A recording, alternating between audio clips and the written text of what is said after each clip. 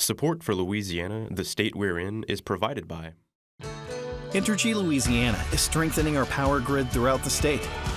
We're reinforcing infrastructure to prepare for stronger storms, reduce outages, and respond quicker when you do need us, because together we power life. Additional support provided by the Fred B. and Ruth B. Ziegler Foundation and the Ziegler Art Museum located in Jennings City Hall. The museum focuses on emerging Louisiana artists and is an historical and cultural center for Southwest Louisiana. And the Foundation for Excellence in Louisiana Public Broadcasting, with support from viewers like you. The national spotlight is on Louisiana as lawmakers vote to ban 2 pregnancy-related drugs. And with hurricane season right around the corner, LSU researchers are helping people fortify their homes. In Louisiana Speaks, we look at how Louisiana is at the forefront for helping families dealing with dyslexia. And more families are turning to homeschooling to help their kids excel. I'll explain.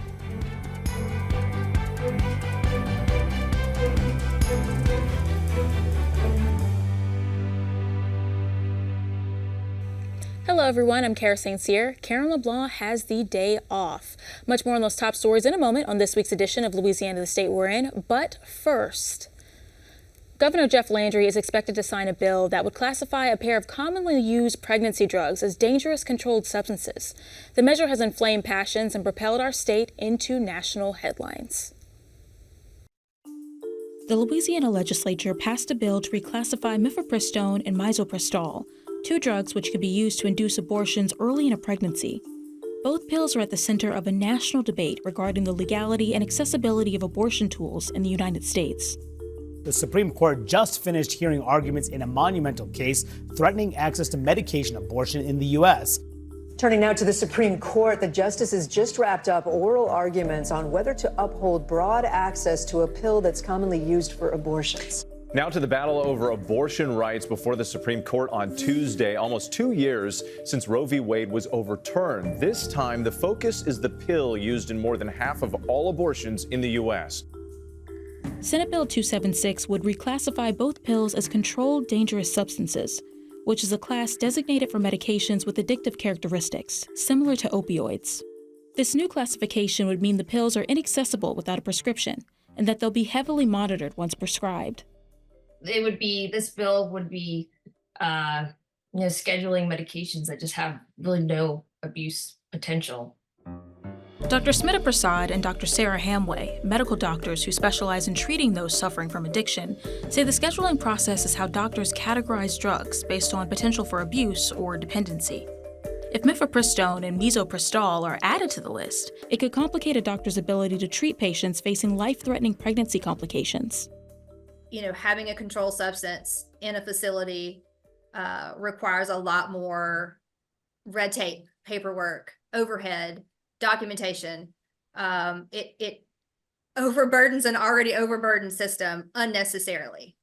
Like I said, these medicines are not being used for any abortive purposes. Both pills are commonly used outside of treating miscarriages or abortions for things like insertion of IUDs, conducting uterine biopsies, and even to treat hemorrhaging. In the cases where these are life-threatening situations for people, and that is in no way associated with any type of abortion or termination of any pregnancy. And those medications have to be readily available on the spot. And we don't need anything in the way of that, of trying to save those lives. But even more concerning for the doctors is the precedent it could set for scheduling medications in the future, a concern echoed on the Senate floor Thursday as lawmakers questioned why politics should be involved in medicine. I disagree with Senator Presley about the law and what it is. The law is pretty straightforward, I believe, in Title 40, where it says, the Secretary shall add a substance as a controlled dangerous substance. That's the Secretary's job. It's not the legislature's job. And why is that? Because that takes the politics out of it. Senator Thomas Presley, the author of SB 276, cites a personal anecdote of his pregnant sister being given the drug combo without consent to induce an abortion as a reason for his legislation. He claims scheduling drugs wouldn't keep women from accessing the pills. What happened to Catherine was tragic. It was terrible. It was the worst experience of her life, my life, and my family's life. I don't want that to happen to other women. I also don't want women to not be able to get the health care that they need. When it's prescribed for a legitimate health care purpose, women will be able to get these pills. Proponents of the bill say adding the pills to the controlled substance list could reduce the risk of the pills being used for abortions, something already illegal in Louisiana through the 2006 abortion ban triggered after the Supreme Court's Dobbs decision. Doctors will have exactly the same prescribing authority as they have without the bill. Right now, they have to get a doctor's prescription to get this medication. After this bill, they will have to get a doctor's prescription for this medication. The difference is that it will be harder to illicitly traffic in illegal drugs. That's all the bill does. But opponents of the bill say the legislation could further degrade Louisiana's already poor maternal health outcomes. We should prioritize safe and evidence-based care for pregnant women. That is not what's being done here. We are not prioritizing safe and evidence-based care for pregnant women. We're using politics to decide how to govern care for women. The bill, now advanced by both the House and the Senate, will make its way to the governor's desk for signature. Governor Jeff Landry has already implied he will sign it into law. Vice President Kamala Harris posted on social media calling the bill absolutely unconscionable.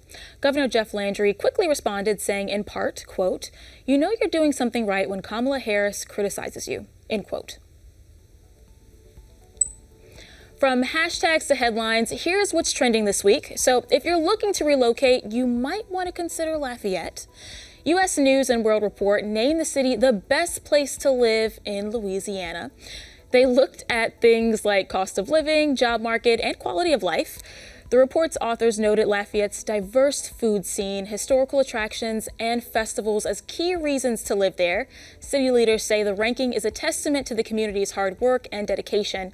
Shreveport and Baton Rouge rounded out the top 3 best places to live in the state. I have to agree with the food. Lafayette does have great food. But also, Mandeville native Karen Waldrop is headed home after making it to the finale of The Voice. Waldrop made it all the way to the final 5 of the singing competition, belting out country classics and more modern hits. For the finale, she performed You Look Good by Lady A. Alongside her coaches, country stars Dan and Shay, I love them. Unfortunately, Alabama native Asher Havon took home the crown. Waldrop thanked her coaches, fans, and family for supporting her during her journey. Congrats on getting that far, though. Now, take a look at this. So a TikTok creator from Arkansas has made a lot of Louisianians angry, myself included, because of the way she eats crawfish. Please take a look at this video. So this video has gotten loads of comments like, is she gonna eat the whole corn on the cob? And all of that at the bottom too. I'm praying in advance for the ER doctor who will have to treat this lady. At least she didn't try to eat oysters. And this person says, by the way she's eating them crawfish, I know she can't spell Chapatula Street, which I have to agree with, but I don't know. At least she's enjoying the crawfish. While crawfish season may be coming to a close, hurricane season is just getting started. This week, forecasters at the National Weather Service upgraded their predictions for the 2024 hurricane season to the highest ever estimates this early in the year.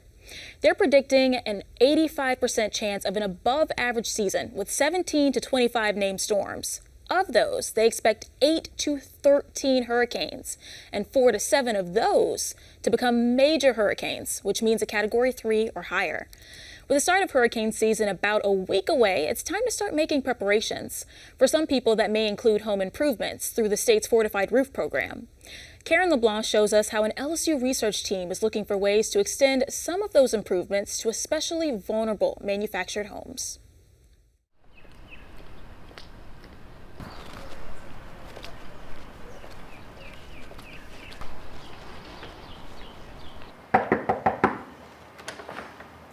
Hi, Karen, welcome to the LSU Ag Center, La House Research and Education Center. Well, let's take a tour. Right. For a look inside the walls of a resilient house, one that better withstands strong winds and storms, the La House rolls out the welcome mat. Visitors can explore storm and flood-proofing features, plus exhibits of resilient, sustainable, and healthy housing techniques. So displays like this, which is a flood-hardy, drainable, dryable wall, is an opportunity for someone who might not know a lot about the construction process or the home building process to see the actual features that go into these flood-resistant features and options that are available to them. La House is built with fortified elements from Plus Construction Standards. Fortified is a voluntary construction option with 3 levels available to homeowners. LSU researchers are exploring the feasibility of integrating fortified standards in manufactured homes. This research is a 2-year research sponsored by HUD. So this project is trying to explore pathways on how can we efficiently deliver and increase the supply of fortified manufactured homes. So in order to do that, we need to integrate not only the details of the standard of standardized homes into the home, into the production of the home. What we're trying to do is to make sure that we provide insight not only to the builders, manufactured homes, but the dealers and the installers so that they can accomplish this. The cross-campus collaborative team is investigating fortified manufactured homes as a solution for lower and middle-income residents in high-risk areas. Researchers say the findings could reduce the burden on the National Flood Insurance Program and other disaster prevention, mitigation, and relief endeavors. My work is more on the severe weather risk assessment side, but our team has expertise from the LSU College of Engineering, the LSU Ag Center, the LSU College of the Coast and Environment, and the La House Research and Education Center.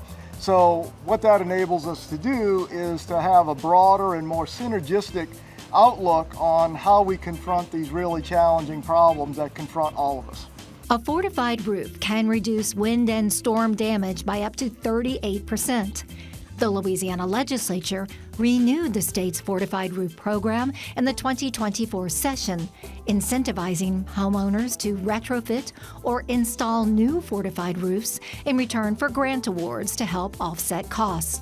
So, a lot of people are wondering, well, what is a fortified roof? How does it look?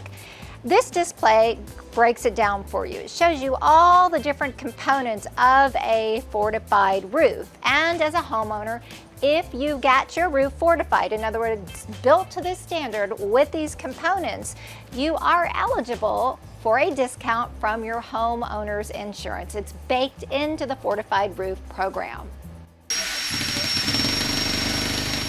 In 2023, Louisiana strengthened its building codes to ensure new roofs and structures can withstand 149 mile-per-hour winds. Fortified construction goes beyond those standards and requires third-party inspection and certification. La House also shows fortified silver standard elements proven to decrease wind loss by up to 73%, and fortified gold standard features resulting in a wind loss reduction of 80%. Other design features offer additional protection. So the closet doubles as a storm shelter? Right. So the closet was actually the first structure built, and then the rest of the house was built around it. So this is the steel pocket door, and you just close the cosmetic doors for the closet, roll this aside, and it offers added security. If something should happen to the rest of the home, this room should be much more secure. The attic walls reveal different types of insulation to weatherproof a home and make it more energy efficient. In addition to flood, wind, and water-resistant features, La House is also designed with universal access. So this is our kitchen, and one thing that a lot of people notice is we have these 2 different countertop heights. And this one's at a typical height and this one's a bit lower. There's also a sink at the lower countertop. And then you can also see in the kitchen that we have some storm shutters. We have multiple different displays of different options of storm shutters. and energy efficiency to maximize comfort, safety, and functionality for modern living in Louisiana. State lawmakers are advancing efforts to improve early detection of dyslexia in children. Last year, they funded screenings, and now they're working to help pay for more testing for kids found to be at risk. Dr. Laura Cassidy is an advocate for dyslexia awareness and the co-founder of Louisiana Key Academy. She sat down with Karen LeBlanc to explain the importance of early detection. I'm joined by Dr. Laura Cassidy. She is co-founder of Louisiana Key Academy and board co-chair. And for those who are not familiar, Louisiana Key Academy serves the students that deal with dyslexia. And at its very basic definition, what is dyslexia? So I'll first start with the more complicated definition, and then I'll try to explain it. But it's in Louisiana law and it's in federal law that dyslexia is an unexpected difficulty in reading for an individual who has the intelligence to be a much better reader due to phonological processing. And what that means is basically these kids struggle with reading. It has nothing to do with their IQ. And it's all because they're reading from the right side of the brain, the front of the brain, instead of the left back of the brain where non-dyslexics read. There's a lot of misunderstanding, misinformation, and misconceptions around dyslexia. Help us kind of clarify some of the primary ones. Right, so dyslexia, it appears you're born with dyslexia. It doesn't go away. Most importantly, you need to get identified at the end of kindergarten, first grade, because we can help you learn how to read. So it's early detection, given the right education, knowing that you're smart, and then learning to persevere and ask for what you need in school. But it is this fundamental problem with matching the spoken word to print. We see it in young kids. It could be they have a difficulty in rhyming, they have a hard time learning the alphabet or remembering the alphabet, and then when they start in first grade, they have a hard time learning to read. So the crucial window is to identify between kindergarten and first grade. Early detection is key. However, research shows that a lot of people kind of fall through the cracks, and children grow up and they're actually not identified as dyslexic until adulthood. What is the solution? So I'm excited to say that in Louisiana, we have started this spring screening all kindergartners with a dyslexia screener that is very good. It's evidence-based, and the parents are going to get a letter if their child is at risk for dyslexia. And so the important thing for the parent is to act on that letter. There is a bill in the legislature this year that would fund the ability of the parent to have the child tested. So you're screened, you're either at risk or not at risk. If you're at risk, then you want to get tested, because then you'll know if your child's dyslexic. I'm very proud of Louisiana because I think we're ahead of the curve. We have a 21st century definition of dyslexia. We have this screening going out, and then we have, hopefully that'll pass in the legislature, money for testing. And the department is training teachers every year to be language therapists. So I think it'll take a few years to really reap all the benefits, but we are a model for the rest of the country.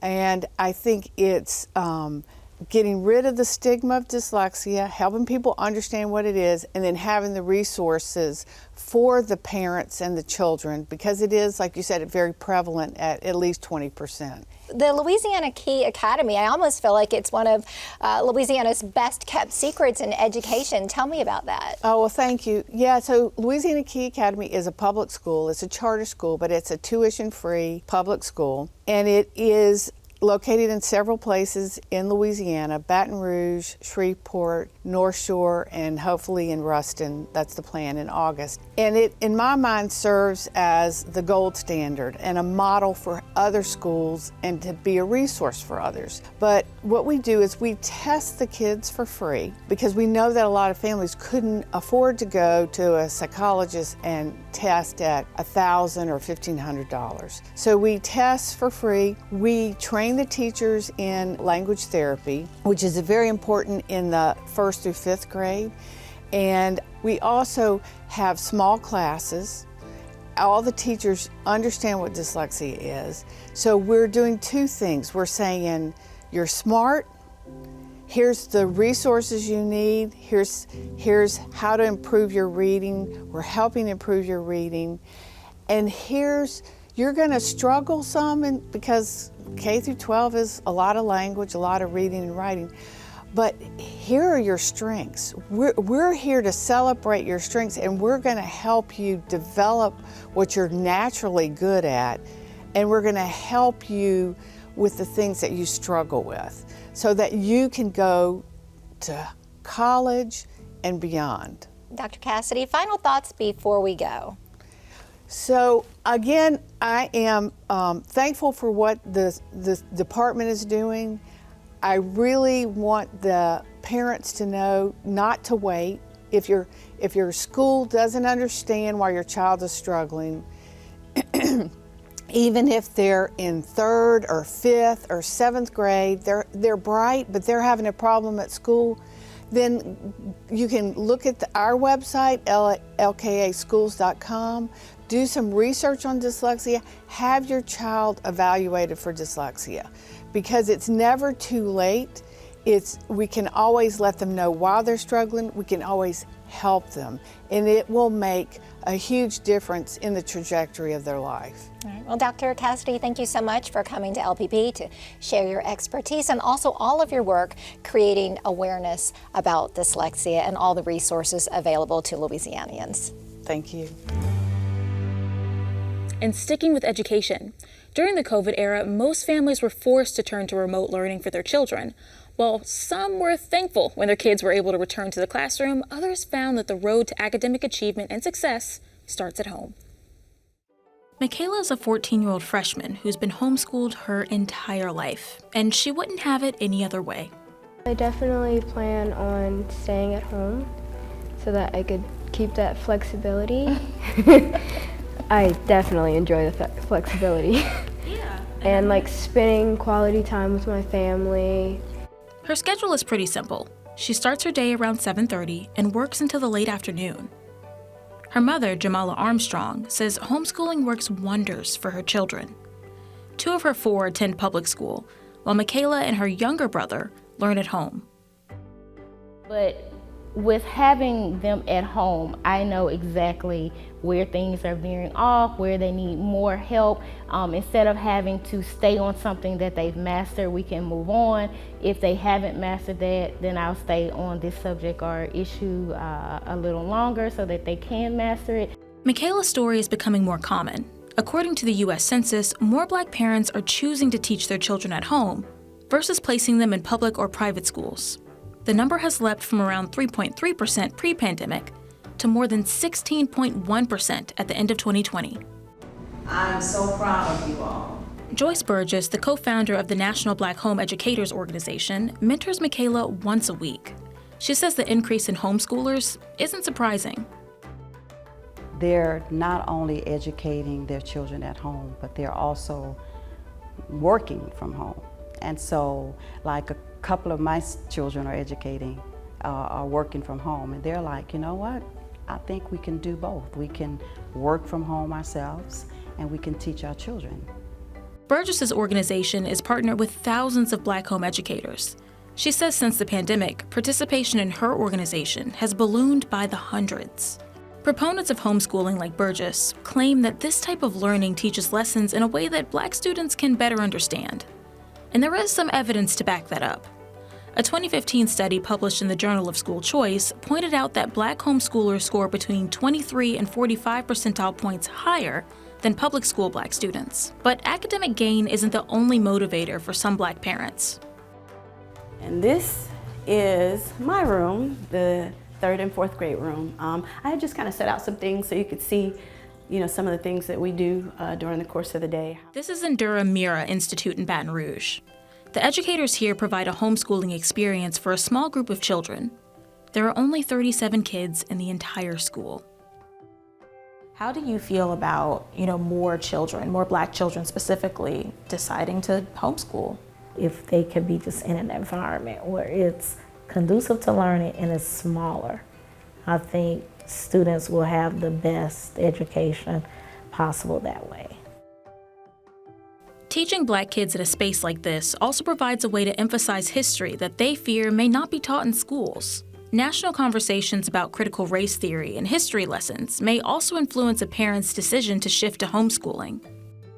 They learn about their history on a regular basis, like every day, every week. It's part of their lesson. They learn other things, in history as well, but it's incorporated into our regular plans. In addition to that, they have been entering the Black History Quiz Bowl that's held on Southern University campus for years.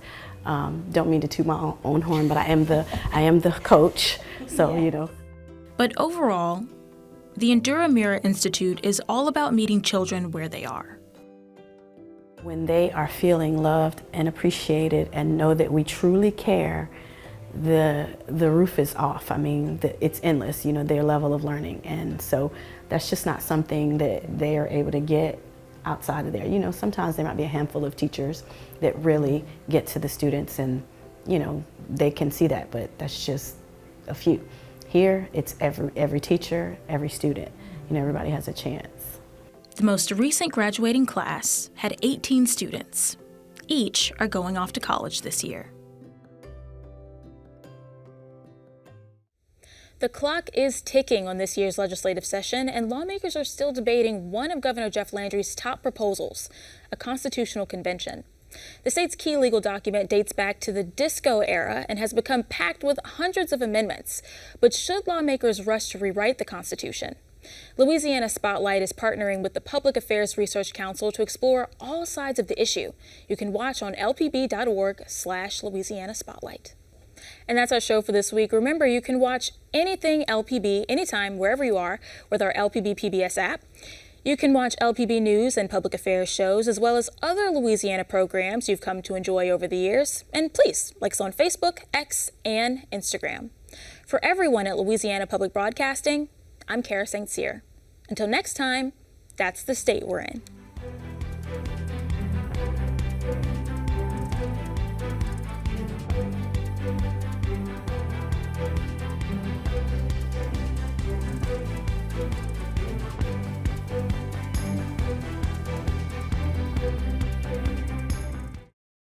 Support for Louisiana, the state we're in, is provided by Entergy Louisiana is strengthening our power grid throughout the state.